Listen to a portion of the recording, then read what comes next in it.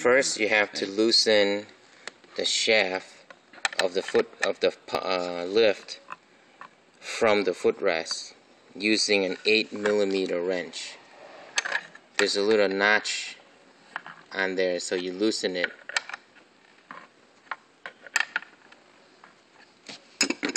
Once it's loose, you can just turn it with your hand.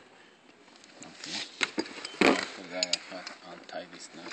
And then secondly, you have to loosen this nut.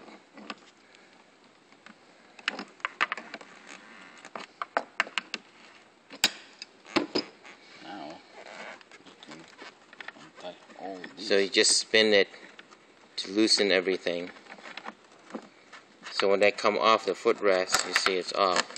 And you take this ring off. Now the whole thing drops down underneath. And you just pull it out.